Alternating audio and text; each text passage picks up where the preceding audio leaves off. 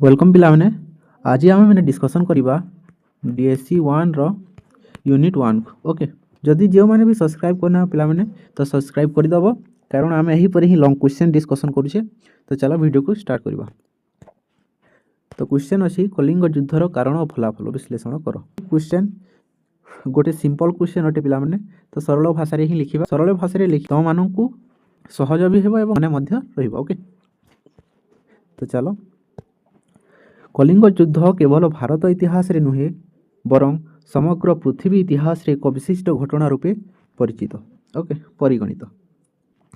यही युद्ध होउछि अशोकଙ୍କ प्रथम और शेष युद्ध। यह तांको थिला फास्ट एंड लास्ट वार। कहीं लास्ट वार कहीं फास्ट वार ताहा हमें जानिबा। अशोकଙ୍କ प्रथम एवं शेष युद्ध यही युद्ध 261 है शॉर्ट क्वेश्चन तुम जानुछ 261 बीसी रे दया नदी कूल संगठित होता यही युद्ध ओके। पाकिस्तान रो शाहबाजगढ़ ठारू मिलिथिबा त्रयोदश शिलालेख यह भी शॉर्ट क्वेश्चन अटे पिला तुम मैंने नोट कर चलो 261 बीसी रे दया नदी कूल संगठित होता क्यों नदी दया नदी कूल 261 बीसी रे संगठित होता एवं यही युद्ध विषय कलिंग युद्ध विषय क्यों शिलालेख रु जना पड़ी था पिला माने त्रयोदश शिलालेख रु ओके। त्रयोदश शिलालेख क्यों ठारे अछि शाहबाजगढ़ ठारे अछि ओके। देन यही युद्ध संबंध रे आलोकपात करे यही शिलालेखटा। यही युद्ध हेबा पछरे बहु कारण मान रही से कारण को आम एबे जानिबा जहा कि निम्न रे वर्णना करागला। कलिंग युद्धर कारण 6टी अछि पिला माने। प्रथम राजनैतिक कारण, अर्थनैतिक कारण, धर्मागत कारण, वाणिज्यगत कारण एवं नागमानंक द्वारा अशोकंक अलंकार अपहरण एवं लास्ट अछि किंबदंती। क्यों किंबदंती कारुबाकी ओके कारुबाकी किंबदंती। तो आम प्रथमे राजनैतिक कारण को जानिबा। अशोक समय रे मगध साम्राज्य कलिंग को उत्तर पश्चिम दक्षिण घेरी रही अर्थात अशोक समय रे मगध साम्राज्य कलिंग को उत्तर पश्चिम दक्षिण रे घेरी रही यह आम कलिंग अटे पिला माने यह अटे कलिंग ओके। यही कलिंग को अशोक समय रे मगध घेरी रही एमती थिला मगध यहीपरी ओके यहीपरी मगध थिला उत्तर अंचल रे घेरी रही यह उत्तर रे घेरी रही पश्चिम रे घेरी रही दक्षिण रे घेरी रही पिला माने ओके। तो से कलिंग जिते बेले भी चाहिए उत्तर पश्चिम दक्षिण दिग को मध्य बेले भी वार डिक्लेयर करि परिबो ओके। मगध साम्राज्य पाई कलिंग भली स्वाधीन राष्ट्र विपद से स्वाधीन राष्ट्र थिला तेणु से विपद होई पारे बोली से भाबिथिले विपद होई पारे बोली से भाबिथिले। यह छड़ा से कलिंग दाक्षिणात्य थिबा चोल मानक सह मिसी समृद्धिशाली होइतिला। आम एही कलिंग जो दक्षिण रे चोल माने थिले तांको सह एही कलिंग मित्रता स्थापन करिथिला एवं एठी मगध थिला एमिति भय थिला कलिंग तांको ऊपर को आक्रमण करिवो सेथिपाई से पूर्वरु कलिंग को आक्रमण करदेले ओके। अशोक को भय लागुथिला जे काली से आक्रमण करदेव सेथिपाई अशोक ऊपर को प्रथमे आक्रमण कर देथिले। सेकेंड कारण हेउछि अर्थनैतिक कारण। मगध तुलन रे कलिंगर अर्थनैतिक स्थिति सुदृढ़ थिला रिच एंड स्परिटी थिला। आम कलिंग रे मगध तुलन रे अधिक धनी थिले। कलिंग सुदूर और जाभा सुमात्रा बोली इत्यादि अंचल सह नौ वाणिज्य करुथिला। ये नौ वाणिज्य करुथिला मगध सेमिति करुनथिला किंतु मगध यहाँ पाई वंचित होउथिला। मगध तुलन रे कलिंगर सैन्य बाहिनी अधिक थिली आम कलिंगर सैन्य बाहिनी ताठारु अधिक थिली तेणु अशोक निजर अर्थनैतिक समस्यार समाधान पाई कलिंग ऊपर को आक्रमण करिथिला ओके। देन धर्मागत कारण केतेक उपादान रो जणा जाय जे कलिंग युद्ध हेबा पछरे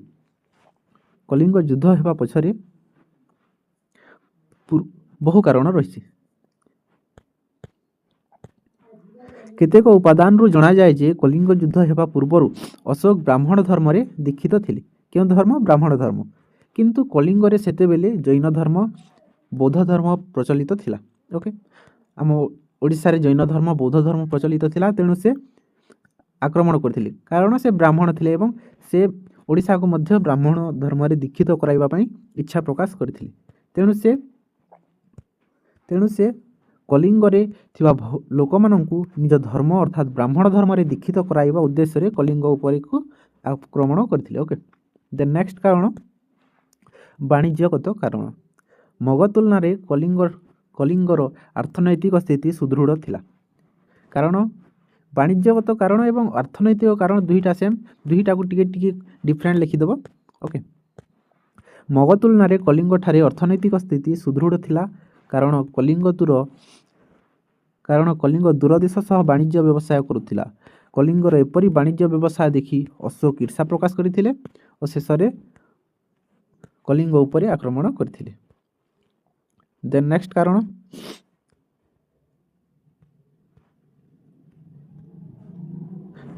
କାରଣ ନାଗମାନଙ୍କ ଦ୍ୱାରା ଅଶୋକଙ୍କ ଅଲଙ୍କାର ଅପହରଣ। ଅଶୋକ ଥରେ ସମୁଦ୍ରରେ ଯାତ୍ରା କରୁଥିଲେ, ସେତେବେଳେ ହଠାତ୍ କଳିଙ୍ଗର ନାଗା ଜାତିମାନେ ଅଶୋକଙ୍କ ନୌକାକୁ ଆକ୍ରମଣ କରି ତାଙ୍କର ଅଲଙ୍କାର ଲୁଟି ନେଇଥିଲେ। ତେଣୁ କଳିଙ୍ଗବାସୀକୁ ଉଚିତ ଶିକ୍ଷା ଦେବା ପାଇଁ ଅଶୋକ କଳିଙ୍ଗ ଆକ୍ରମଣ କରିଥିଲେ। ଓକେ, ଏହା ତ ସିମ୍ପଲ ଥିଲା। ନେକ୍ସଟ, କାରୁବାକି କିମ୍ବଦନ୍ତୀ। ଏହା ଏକ ଫେମସ୍ କିମ୍ବଦନ୍ତୀ ଅଟେ ପିଲାମାନେ। ଏହି କାରୁବାକି କିମ୍ବଦନ୍ତୀ ଅନୁସାରେ କିମ୍ବଦନ୍ତୀରୁ ଜଣାଯାଏ ଯେ ଧୀବର ରାଜାଙ୍କର ରାଜକନ୍ୟା ଥିଲେ କାରୁବାକି। ଏହା ଏକ ପୁସ୍ତକ ଅଟେ ପିଲାମାନେ, ଏହି କାରୁବାକିଟା।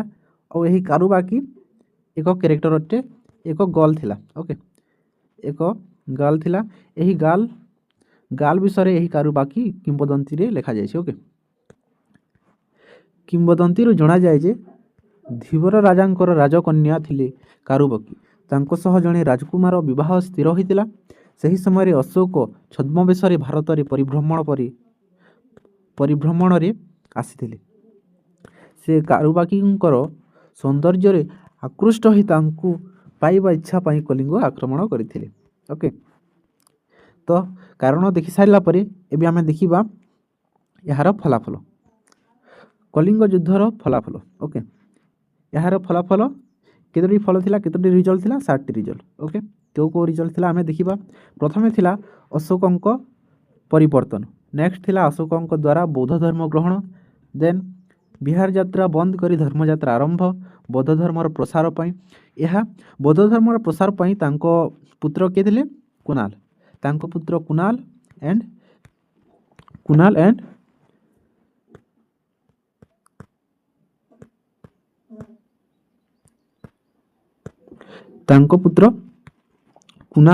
ଏଣ୍ଡ ତାଙ୍କ ଝିଅ କିଏ ଥିଲେ? ସଂଘମିତ୍ରା। ଏହି ଦୁଇ ଜଣଙ୍କୁ ପିଲାମାନେ, ସଂଘମିତ୍ରା ଆଉ କୁନାଲକୁ ପିଲାମାନେ ଏହି ବୌଦ୍ଧ ଧର୍ମର ପ୍ରସାର ପାଇଁ ସିଂହଲକୁ ପଠାଇଥିଲେ। ଓକେ, ଏହା ତୁମେମାନେ ନୋଟ୍ କରିଦେବ। ଦେନ୍ କ'ଣ ଥିଲା?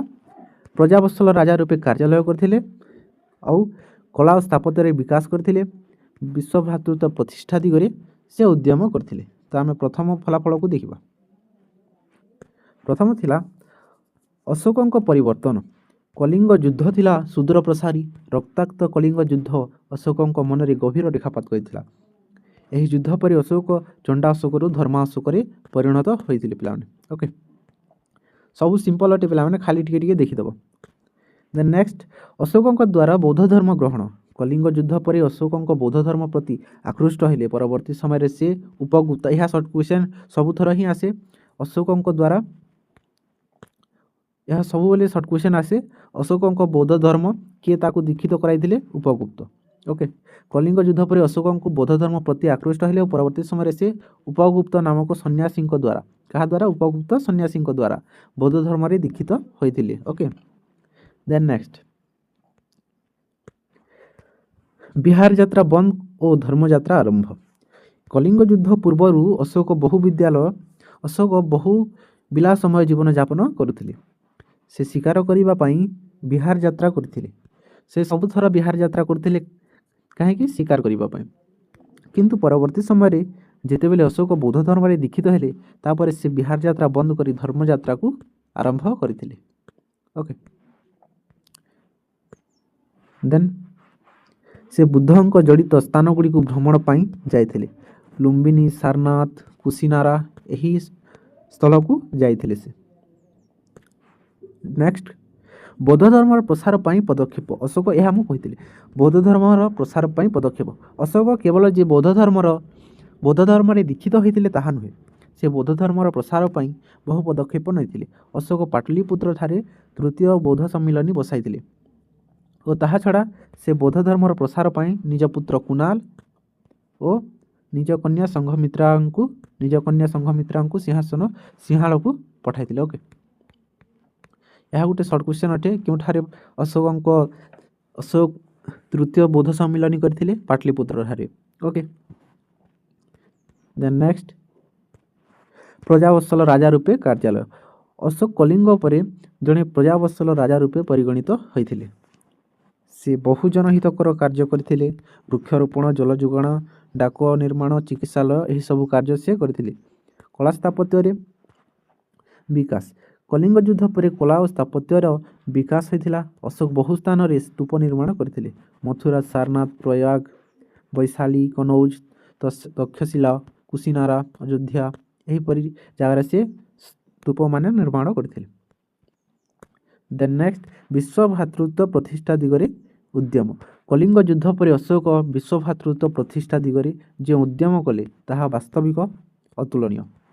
ସେ କାହା ସହ ମିତ୍ରତା କରିଥିଲେ? ସେ ଭାରତ ବାହାରେ ଅନେକ ଦେଶକୁ ଶାନ୍ତି ପ୍ରସ୍ତାବ ପ୍ରେରଣ କରିଥିଲେ।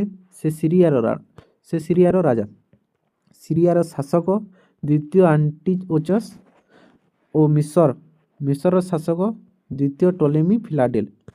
ଏହା ସର୍ଟ କ୍ୱେଶ୍ଚନ୍ ଆସେ। ସିରିଆର ଶାସକ ଦ୍ୱିତୀୟ ଆଣ୍ଟିଓଚସ୍, ମିଶରର ଶାସକ ଦ୍ୱିତୀୟ ଟୋଲେମି ଫିଲାଡେଲଫସ୍ ଆଉ ମାସିଡୋନିଆର ଶାସକ ଆଣ୍ଟିଗୋନାସ୍। ଓକେ, ଏମାନଙ୍କ ସହ ଇତ୍ୟାଦି ରାଜାମାନଙ୍କ ସହ ସମ୍ପର୍କ ସ୍ଥାପନ କରି ବିଶ୍ୱଭ୍ରାତୃତ୍ୱ ଦ୍ୱାରା ଅହିଂସାର ବାଣୀ ପ୍ରଚାର କରି ଦେଶ ମଧ୍ୟରେ ମିତ୍ର ସ୍ଥାପନ କରିଥିଲେ। ଓକେ, ଏହା ତୁମ ଥିଲା ଫଳାଫଳ।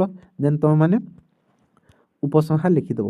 ଉପରୋକ୍ତ ଆଲୋଚନାରୁ ଆମେ ଏହି ସିଦ୍ଧାନ୍ତରେ ଉପନୀତ ହେଲୁ ଯେ କଳିଙ୍ଗ ଯୁଦ୍ଧ 261 BC ହୋଇଥିଲା ଓ ସେହି ଯୁଦ୍ଧଟି ବହୁ ଭୟଙ୍କର ଥିଲା। ସେହି ଯୁଦ୍ଧ ପରେ ଅଶୋକ ଚଣ୍ଡାଶୋକରୁ ଧର୍ମାଶୋକରେ ପରିଣତ ହୋଇଥିଲେ। ଏହା ବ୍ୟତୀତ ଅଶୋକ ଜଣେ ପ୍ରଜାବତ୍ସଲ ରାଜା ରୂପେ ପରିଗଣିତ ହୋଇଥିଲେ। ତ ଏହା ଥିଲା ତୁମମାନଙ୍କ କଳିଙ୍ଗ ଯୁଦ୍ଧର କାରଣ ଫଳାଫଳ। ତ ଯେଉଁମାନେ ବି ସବସ୍କ୍ରାଇବ୍ କରିନାହିଁ ପିଲାମାନେ ସବସ୍କ୍ରାଇବ୍ କରିଦିଅ। ଏହିପରି ହିଁ ଲଙ୍ଗ୍ କ୍ୱେଶ୍ଚନ୍ ଆମେ ସିଲେକ୍ଟିଭ୍ ହିଁ ଲଙ୍ଗ୍ କ୍ୱେଶ୍ଚନ୍ ଡିସ୍କସନ୍ କରୁଛେ, ତ ସବସ୍କ୍ରାଇବ୍ କରିଦେଇଥାଅ। ଓକେ, ନେକ୍ସଟ ଭିଡ଼ିଓରେ ଦେଖା ହେବା। Good lock.